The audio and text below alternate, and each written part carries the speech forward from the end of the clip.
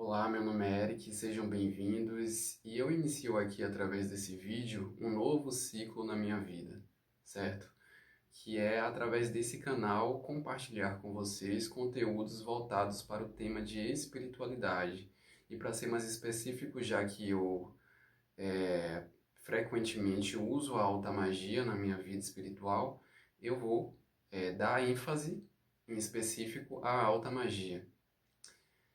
E não dá para você falar sobre alta magia sem citar as fontes de onde se obtém conhecimento dessa alta magia, que também pode ser chamada de Goethe, ok?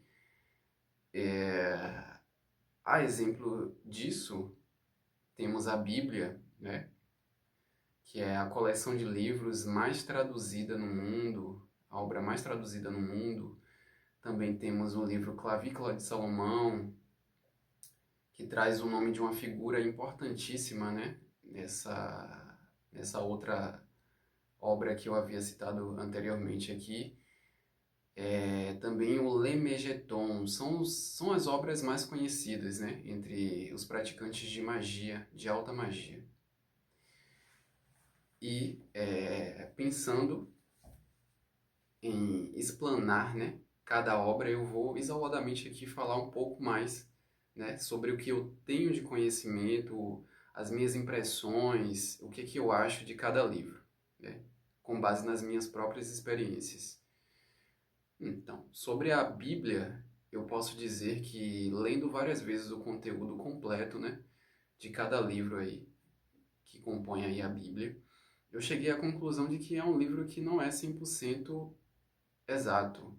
Isso porque é um livro que apresenta inúmeras contradições, um livro, uma coleção de livros, melhor falando, que apresenta inúmeras contradições, sofreu diversos ataques de grupos religiosos extremistas, inclusive a Igreja Católica Antiga, e sem falar que, apesar de ter diversas traduções, nem toda tradução se apega ao original, ao texto original.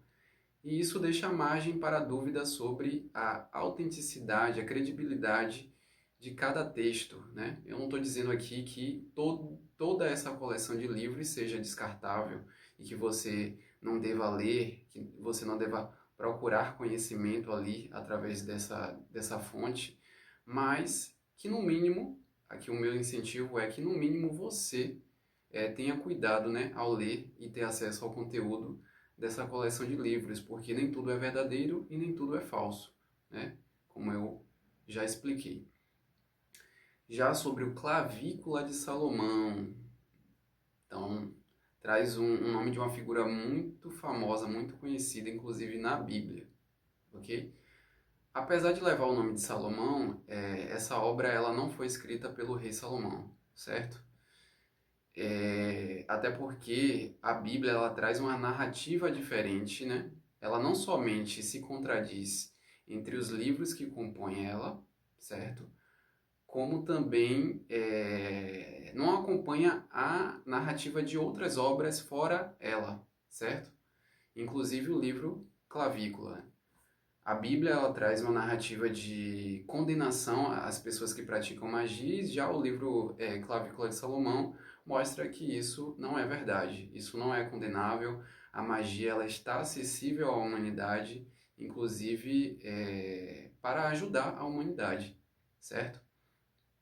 Quem analisar o conteúdo do Clavícula e aplicar, né, em forma de ritual, verá que vai ter resultado, vai trazer inúmeros benefícios para a sua vida. É claro, seguindo as diretrizes, o padrão, os fundamentos, os princípios que precisam ser seguidos. E falando ainda mais sobre o conteúdo desse livro Clavícula, ele traz uma informação mais genérica sobre as preparações que devem ser feitas antes do ritual e do ritual propriamente dito, certo? Diferente de outras obras. E é aí que eu trago aqui também aproveito esse gancho para poder trazer mais informação sobre a outra obra que eu havia citado anteriormente, que é o Lemegeton. Essa obra, ela já, diferente do Clavícula, traçando aí um paralelo entre uma obra e outra, ela já traz uma informação mais detalhada, mais completa, mais conclusiva sobre como deve acontecer a preparação e as coisas, as etapas que precisam serem concluídas dentro do próprio ritual.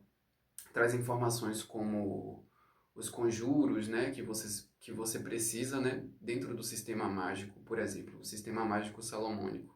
Você precisa executar o conjuro, né, que é uma evocação do espírito que você deseja atrair ali para aquele sistema que você está inserido.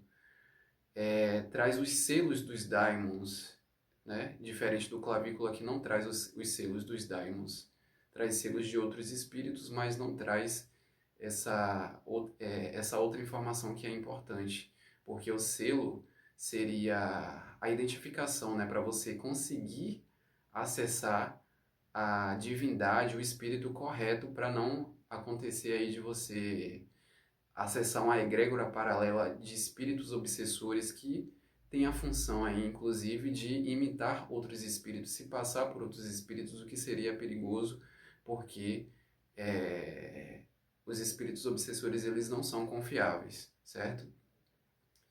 Traz outras informações adicionais que o clavícula não tem, como já falei, portanto, a gente pode considerar esse livro também como sendo um complemento do clavícula, né? Porque traz informações adicionais. E a respeito dos percussores, as pessoas, né, todo o pessoal aí que contribuiu para que essas obras ficassem acessíveis à população, à sociedade, podemos citar aí uma ordem iniciática mundialmente conhecida como a Golden Dawn, né? E seus representantes, seus líderes, eles fizeram um trabalho maçante, exausto, cansativo para poder compilar, né? Reunir todos os escritos antigos de Goetia que eles conseguiram achar. E, infelizmente, eles não conseguiram encontrar 100%, mas eles conseguiram achar a maior parte dos escritos antigos sobre Goetia, certo? Mais ou menos eles encontraram cerca de 80%. Isso não invalida essas obras, porque só de a gente conseguir chegar o mais próximo possível da Goetia original já está valendo.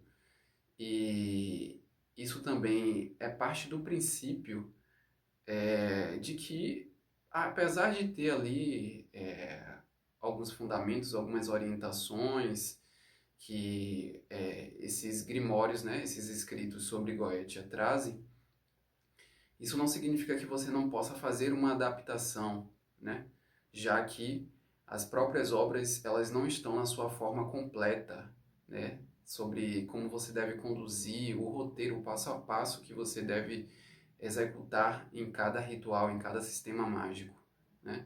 E eu estou falando aqui sobre a Goetia salomônica porque é a Goetia que eu, depois de estudar, escolhi para ser, né? Eu pratiquei outros sistemas mágicos, mas a Goetia salomônica me dá mais segurança e por esse e outros motivos eu escolhi, né? E por eu ter uma afinidade melhor com a egrégora de Adonai, ou Javé, Jeová, seja lá como seja chamado.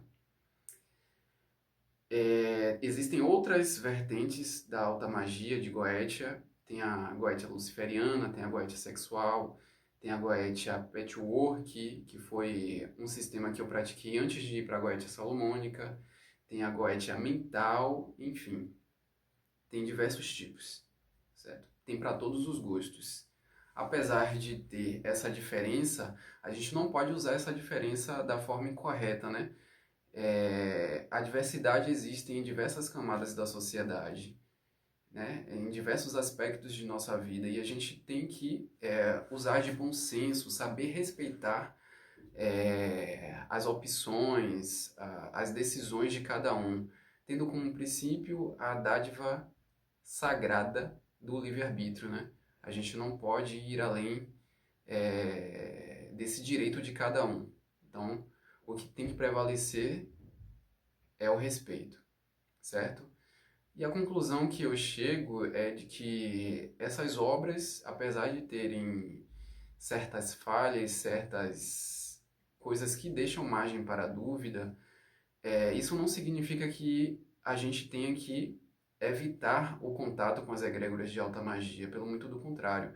A gente tem que analisar, estudar bem, pesquisar bem, para a gente estar seguro o suficiente para poder partir para a prática, né? Receber primeiro a teoria, como eu fiz, para depois partir para a prática, que pode sim resultar em um resultado positivo, se você seguir os fundamentos, os princípios, né, necessários para você conseguir a sua realização, a sua concretização, seja lá qual seja o seu objetivo, certo? Por hoje é só. Eu agradeço muito a atenção de vocês e eu peço por favor que se vocês gostaram, curtiram aí esse conteúdo, por favor, compartilhe, comente, deem sugestões sobre outros assuntos relacionados à alta magia, à espiritualidade que eu posso trazer aqui para vocês. Por favor, me tragam esse prazer, porque eu gosto muito de compartilhar meus conhecimentos em espiritualidade e é um prazer compartilhar com vocês. Por favor, deixa o like, se possível, certo? Eu agradeço, um forte abraço.